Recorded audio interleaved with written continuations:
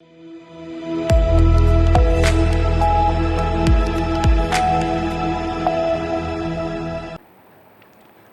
स्वागत है आपका। आप देख रहे हैं सी न्यूज़ भारत। मैं हूं आपके साथ इशिता।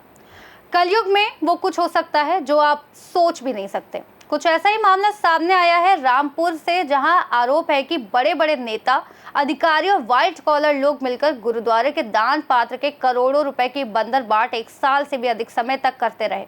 गुरुद्वारा कमेटी संघर्ष करती रही, लेकिन मंत्री से लेकर संतरी तक किसी ने एक ना एक सुनी।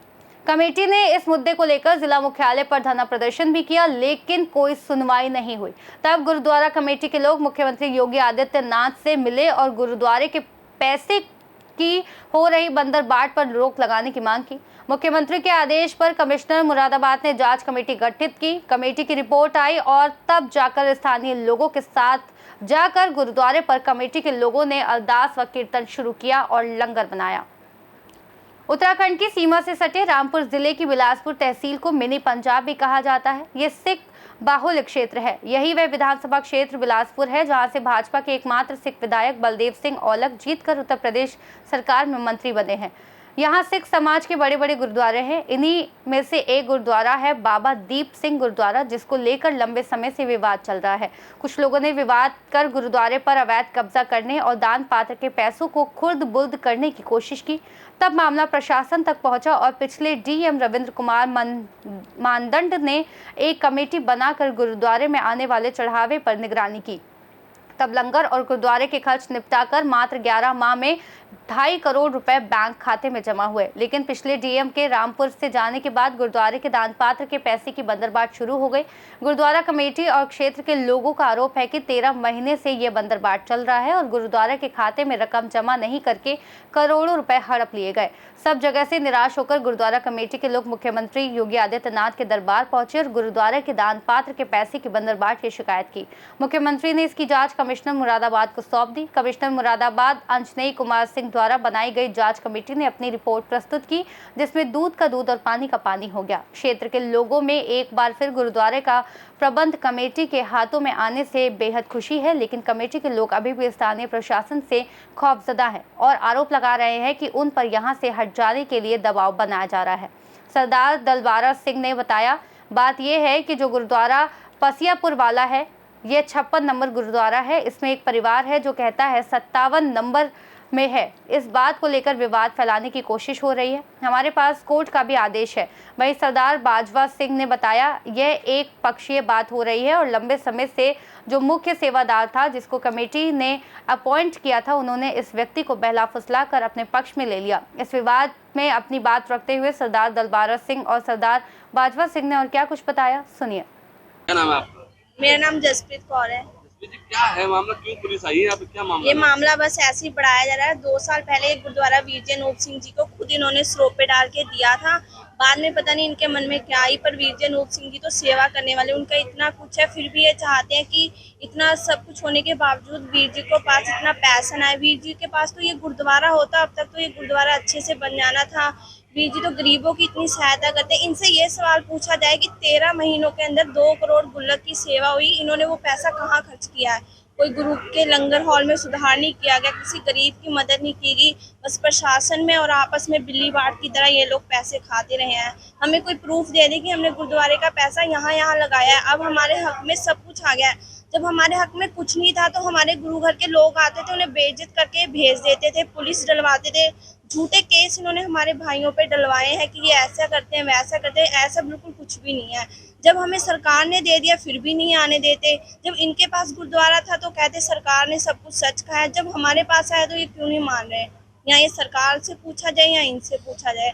अब भी हम लोग सारे प्रूफ के तौर पे आए हैं, फिर भी ये लोग हमें गुरुद्वारे के अंदर आ तो गए, लेकिन ये आ नहीं रहे। बुरी बुरी हरकतें कर रहे हैं, देख रहे हैं कि हमारी मजाक बना रहे हैं। ऐसा बिल्कुल नहीं होना चाहिए। इनसे सवाल किया जाए, अगर गुरु घर की सेवा करनी है तो अच्छे ढंग से करते। इतने साल हो गए, पूरी संगत ने कहा है कि जब से इनके पास गुरुद्वारा आया इन्होंने सारा पैसा आपस में खा लिया है। घर ले लिए, गाड़ियां ले ली, बस इधर घूम लिया, इसको बांट दिया, एक दूसरे के खिलाफ कर दिया लोगों को। बस इनकी यही राय है।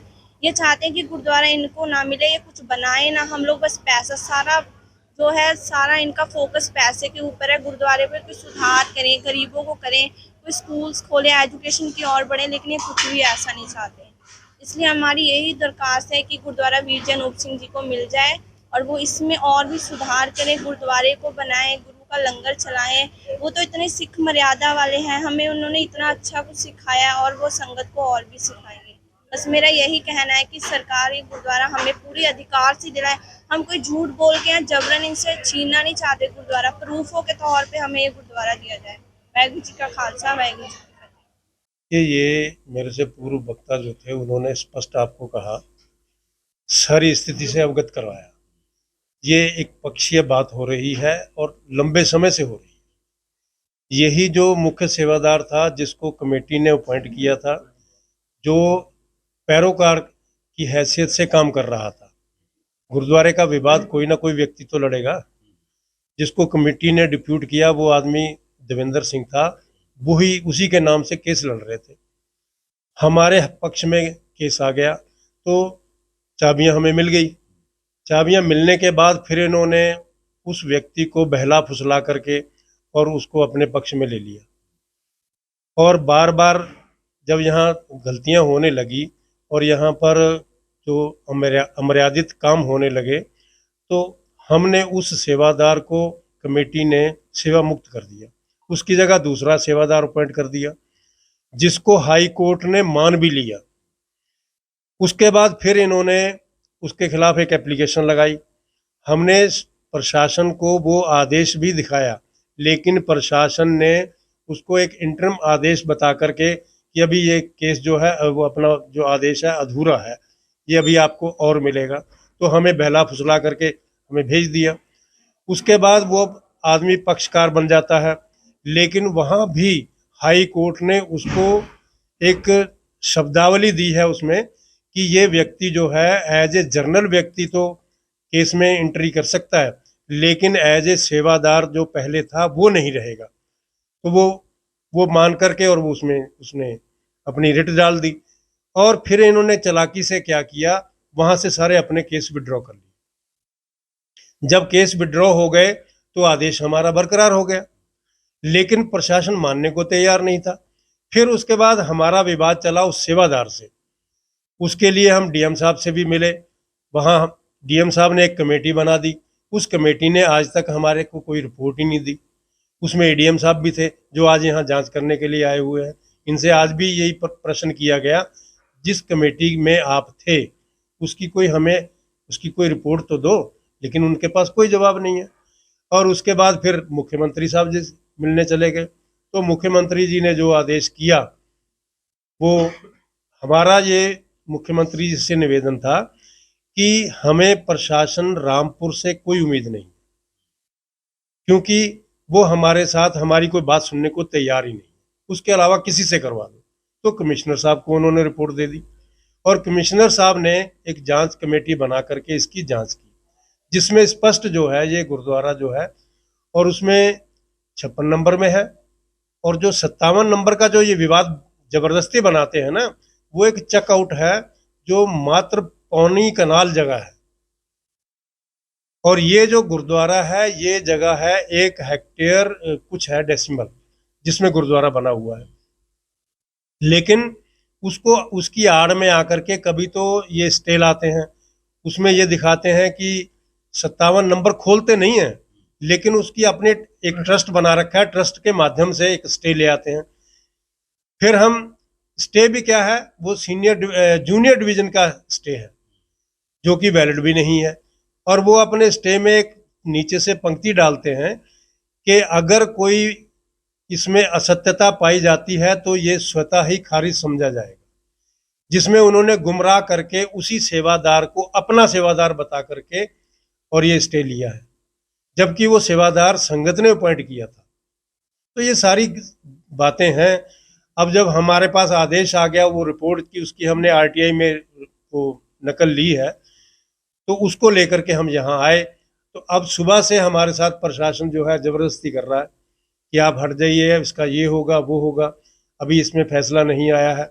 एक रिपोर्ट तो हमारे पास है जिसमें स्पष्ट उन्होंने लिखा हुआ है, 2 बार एक सेंटेंस उन्होंने डाला है कि जो प्रबंधन कमेटी है वो ही इसके लिए अधिकृत है।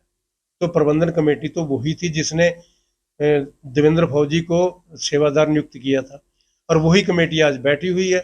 आज यहाँ पर आकर के जो अंदर व्यवस्था पाठ चल रहा है उसकी जो सारी व्यवस्था वो कमेटी देख रही है, लंगर की कमेटी देख रही है। तो सारा ये कुछ चार्ज ले लिया गया है, चाहे वो किसी तरह भी है, लेकिन प्रशासन उसको अभी भी ये प्रयास कर रहा है कि इसको यथास्थिति बनाई जाए जो पहले थी। हम ये मान रहे हैं कि जो अब है, कोर्ट का फैसला आ चुका है, तो प्रशासन ये क्यों दबाव बनाने? देखिए, प्रशासन की मेरे से पूर्व वक्ता ने बड़ी बड़ी बातें खोल के कही।